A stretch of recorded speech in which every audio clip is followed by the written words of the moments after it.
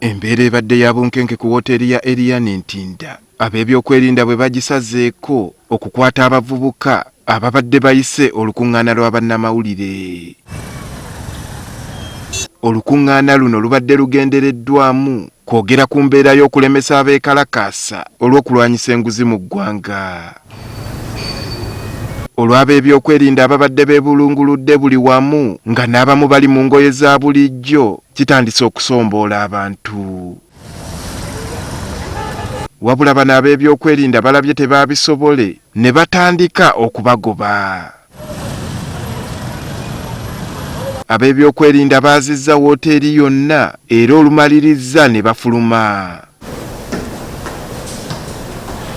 Waliwo abantu be bafulumye nabo abalabise ng'abakwate. Bano balinyisiddwa ku kamotoka ka poliisi ka buli wendi nkusiba. Tukitegedde nti abakwate kuliko Dennis Pato, Abigail Kalenda, nga bano bakozi mu kibiina ky'obwannakyewa ki Vijana Corps, ne Ruth Nalunkuuma nga wa Evidence and Methods Lab. Oluvannyuma poliisi ebakunguzza n'eboolekeza ku poliisi ya Kira Road. Ku ludda olulala ate waliwo abavubuka abalala abaakwatiddwa olunaku olw'eggulo abasimbiddwa mu kkooti ne basomerwa emisango okuli okweyisa ng'ekitagasa ko n'ogwa kireereesi. Bano nabo basindikiddwa ku alimanda e Luzira.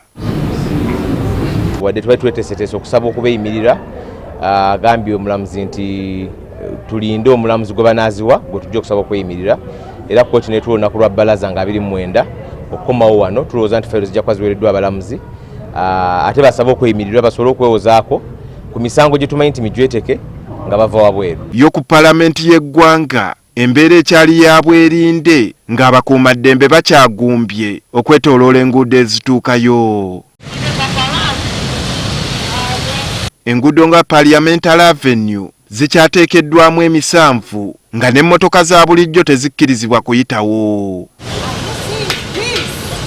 Abantu ba bulijjo abalina emirimu ku luguudo luno nabo okukkirizibwa babadde basooka kwennyonnyolako nnyo.